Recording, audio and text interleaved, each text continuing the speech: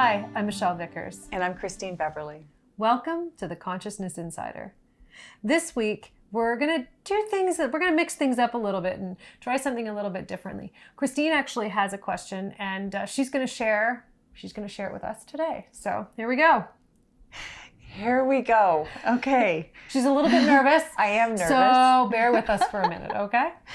So, sex, sexual intimacy, Yeah. sexual connection. Yeah. After focusing for so long on my spiritual journey, Yes. and focusing on connection, deep connection with energy and with people, Yeah. I really feel like there is a bigger picture that society doesn't address for sexual intimacy between partners. Yeah. And I'd like to know what is the bigger picture Okay. of sexual intimacy. Awesome. And I don't know if even that word is the right word, but you understand what I'm asking. Absolutely. It's more about how do we navigate that whole dynamic in a relationship while still staying true to ourselves on a consciousness journey. In a consciousness way, in a spiritual way. Yeah. The true intent, the bigger picture. Like, what is it? Why? Yes. Yeah. So is it just for procreation, or Yes. is there more?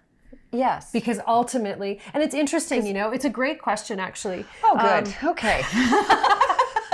Well, it's actually a really good question because our society, we've gone so far to try and make sex casual and to make sex approachable. And, look at all the television shows and all the movies that it's all like, let's talk about sex. Let's be comfortable talking about sex. But it's gone to the point where it's we're so far removed from the connection aspect that it's now just a physical experience, and it's trying to have the best physical experience possible. Yeah. Energetically, if you're not connected with who you are, you'll never reach the pinnacle of the physical gratification that's possible, period, which is kind of cool, really. Yeah. It's all about allowing yourself to feel. And it has nothing to do with the physical feelings. Obviously, some things feel better than others. But at the end of the day, it's about feeling the energy that's flowing through both people involved. I know there's different situations where there's more than two, but for this purpose today, we'll talk about just two people having intercourse. But at the end of the day, it's really about a connection, and it's about cultivating that connection. And I think that most people, especially when they're in a relationship or they haven't, they're wanting to have sex for the first time, or they're trying to spice up their sex life, the direction that a lot of people take is, let's change what I physically look like, right? Yes. Like, let's get different clothing, let's get my hair cut, let's get some makeup on and make me feel sexy. There is nothing sexier than a person who knows who they are, who's connected with their energy and knows how to direct the flow of the energy. And that's really... Yes, that's really what you can feel. The energy just shifted, I just right? felt that. Yep. That's really what connecting on a sexual level is all about, that intimacy. It's about being able to direct your energy to embrace another human being. Can you feel that? I can. I'm Yes. feeling it. Yes. Yes. So it's all about allowing yourself to... That's where that freedom aspect comes from. That part that, you have to surrender, and you have to allow the parts of you to be seen that you don't necessarily want to be seen. But it has nothing to do with vulnerability. And a lot of us think, oh my gosh, I have to be vulnerable. It's being open and allowing yourself to become who you're meant to be, to feel the flow. And when the give and take is, because the energy is showing you, oh, look, it's just like when you're in a conversation with a whole bunch of people, and you naturally know whose turn it is to speak because the energy flows, right? It's exactly the same thing. It's being in tune with that flow. And you know how to touch the other person, you know where, you know when, you know the pressure, you know when to stop, when it's enough, because you're in tune with the energy and you're feeling what that person feels. And that's really, when you can really get in touch with being who you are, you're naturally feeling what the other person feels. So, when my son was conceived, I was able to feel what the other person feels. So when you're able to feel physically what you're feeling, but being in connection with your own self, knowing what your intention is to create, but you're also able to feel what the other person feels at the exact moment that they're feeling it. Wow. That's when ecstasy, that's that moment of ecstasy. And there's people who reach it all the time, but it's a different than, wow, that was a great orgasm. This is the pinnacle of why we do this. And the other thing, it's important to remember not to use sex as a tool. And the reason that I say that, there's a lot of people out there who do. They'll use it as a tool to reward or a tool to control or manipulate.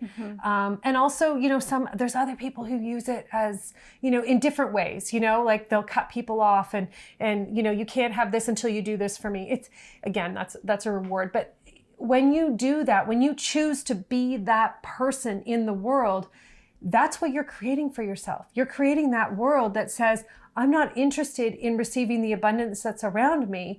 I'm only interested in feeding my desires. And as you well know, and I well know, I went through clearing the energy of desire, which was really intense. I was literally, they picked me up and dropped me in the energy of desire it lasted about 7 to 10 days. It was the most uncomfortable 7 to 10 days I have ever experienced in my life. It was 6.5, maybe 7 years ago now. Yeah, just over 7 years actually. And it was, I wanted to rip my skin off. It was so uncomfortable. The energy of wanting anything. Desire is it's not in the flow. It's completely against the flow of universal energy. And if you choose to focus on desire, you're blocking yourself from that full feeling, from that full flow, because you can't do one and expect the other. Does that make sense? You can't use desire to hit the connection. Right. Make sense? Yes. So yes. if if your intention is to focus on the connection, the best thing to do is to nurture the relationship itself. So nurture your ability to communicate, your ability to be together without needing anything from each other. Because the moment you can master that, now you can nurture that connection on a sexual level. Does that make sense? That really makes sense. Yeah. It's not about give and take. It's not about, right? No, the balance is nurturing the connection, the relationship, and not needing anything from the other person, but being with the other person. And then that way, you're now open to allowing yourself to have an experience that's bigger than both of you. Yes. You come together and you follow the energy, because sometimes there's going to be more for one than the other. It's not because there's a lot of in this world of, oh my gosh, I have to give, right? How many people, it's even in our friendship, we had to overcome that quite a bit. It's, having to always be there for the other person. And, you did this for me, so I need to make sure I do it for you. Yes. I think that a lot of sexual relationships, especially when they're starting, that dynamic is really, really strong. Because you don't want to keep track of anything. It's not about keeping score. It's not about that. It's not about keeping track. What it is about is being present and cultivating the connection between the two people. 100%. When you focus on that connection, everything else in your life and in that relationship will flow. So I think this was an amazing question. Is there any more? Or are you? Well, so even bigger, bigger than that then. So if that is if what you've just described, which really felt amazing on how to be with each other, how to nurture and foster that connection, but on a bigger picture, why were we created to come together in that way? Like, this is the thing. So, really the only reason that we were created to copulate ultimately is for procreation. That's it. So it's about finding the balance though. And right now our world is so focused on physical gratification, period. Whether it's buying a new house, buying a new car, having this job, all of those physical gratifications are right up there with sexual, gratification. It doesn't matter. They're all exactly the same. They look different, but they're all exactly the same. That is desire. So desiring another human being, wanting to touch, wanting to feel that, that it's that release, right? It's that release of endorphins. It's the full energy and the impact that comes from having that connection, right? Just think about when you go and buy a new home or a new car, it's that same rush of excitement. It's just in a different package. So ultimately, we were never meant to desire anything, but we've been living in this world where desire is the leading force and the leading focal point.